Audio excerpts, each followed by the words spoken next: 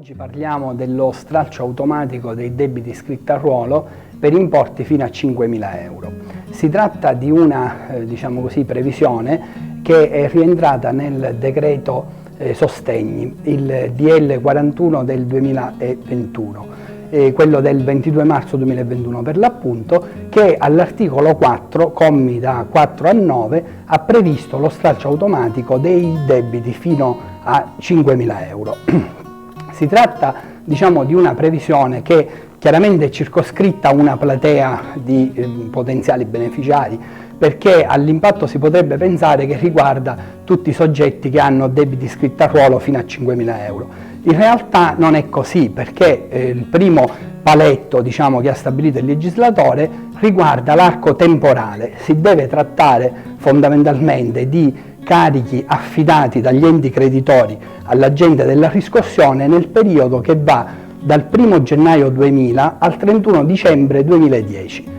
Quindi si capisce come i tributi che rientrano in questo stralcio riguardano un periodo di tempo più o meno limitato, e comunque si tratta di tributi abbastanza datati, abbastanza vecchi, se così si può dire, perché certamente sono tributi di difficile, per esempio, riscossione o quasi impossibile riscossione. Ecco perché appunto è stato stabilito di annullare definitivamente queste posizioni. L'annullamento, vorrei subito chiarire, avviene automaticamente, quindi il contribuente non deve presentare alcuna istanza oppure compilare alcun documento, perché c'è un incrocio di dati tra gli agenti della riscossione e l'Agenzia delle Entrate, e se quel debito rientra nell'arco temporale di cui abbiamo detto e per l'importo non superiore ai 5.000 euro, in automatico sarà annullato. In pratica l'Agenzia delle Entrate si è espressa con una circolare di recente emanazione, la numero 11E del 24 settembre 2021.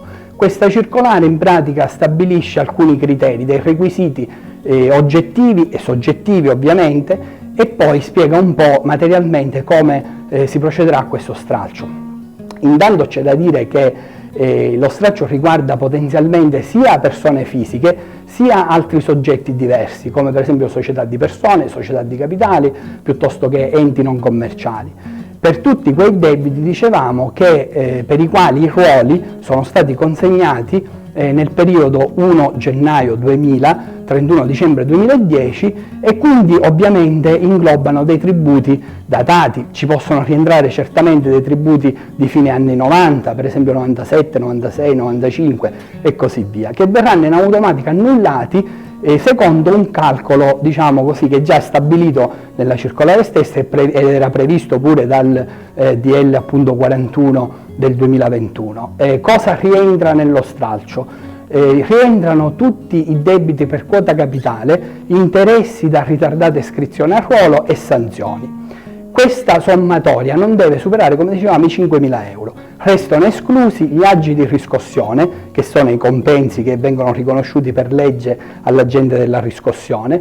Restano esclusi anche gli eventuali interessi di mora, che sono gli interessi che decorrono a partire dalla data di scadenza, per esempio della cartella di pagamento, a partire dal 61esimo giorno successivo, qualora il debitore non paghi, e rimangono esclusi anche ulteriori spese accessorie, quali potrebbero essere le spese per iscrizione di formalità del tipo fermo amministrativo, ipoteca e quant'altro. Quindi se il carico iscritto a ruolo è di importo la sommatoria di quelle tre voci di cui abbiamo detto, quota capitale, interessi per ritardata iscrizione a ruolo e sanzioni, rientra nei 5.000 euro, in automatico l'agente della riscossione provvede ad annullare questo debito. Si capisce quindi che in realtà bisogna guardare il ruolo, non la cartella, cioè non l'ammontare, l'importo risultante dal frontespizio della cartella. Questo perché una cartella, per esempio, di 7.000 euro, che potenzialmente ha un importo superiore ai 5, potrebbe rientrare tranquillamente nello stralcio, sempre che si riferisce a quel periodo temporale di cui abbiamo detto. Perché se la sommatoria di capitale, interessi, ritardata iscrizione a ruolo e sanzioni rientra nei 5.000 euro, verrà annullato tutta la cartella nel suo complesso.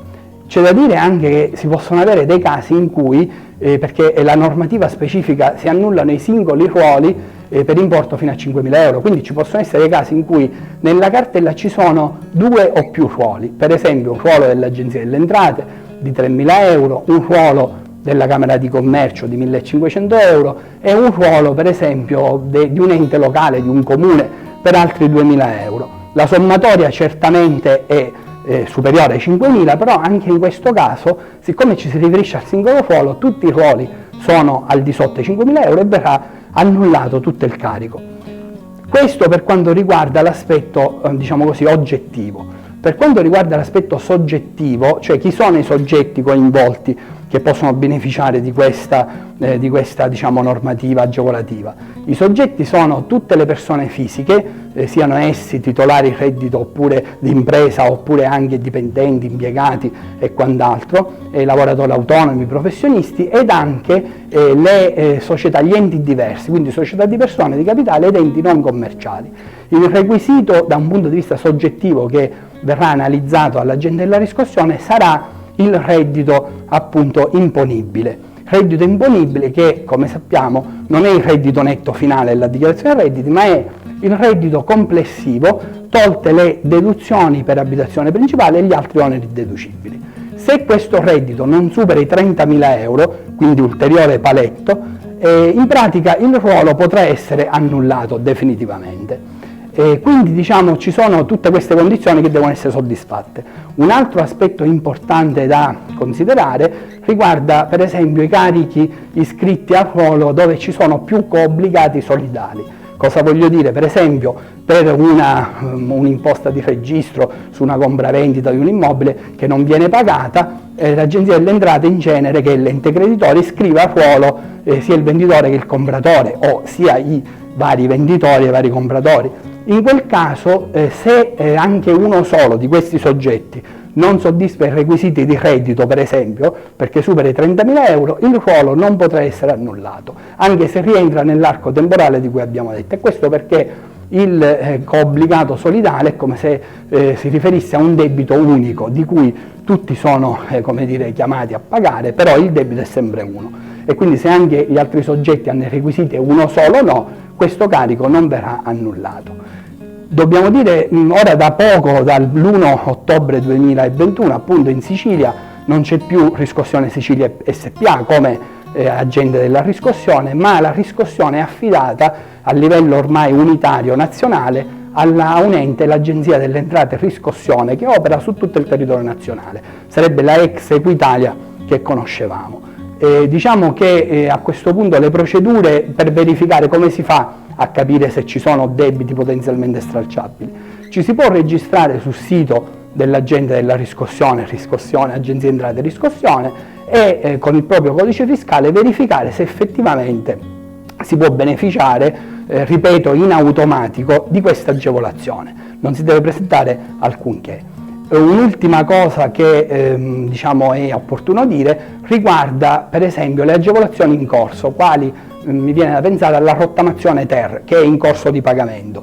Chi ha aderito a queste agevolazioni può, se per caso diciamo nel carico che ha definito ne ha qualcuno riguardante quel periodo 1 gennaio 2000, 31 dicembre 2010, può mediante questa procedura automatizzata che è nel sito che si trova nel sito dell'agente della riscossione, può verificare se qualche ruolo è potenzialmente stralciabile. A quel punto può rideterminare l'errata da pagare. Chiaramente la circolare 11E specifica espressamente che non si fa nessun rimborso, cioè non è previsto alcun rimborso di quanto già versato, quindi quello che già è stato pagato rimane acquisito. Un'altra appunto da fare è diciamo, considerare ciò che non rientra in questo saldo, in questo stralcio automatico dei debiti iscritti a ruolo.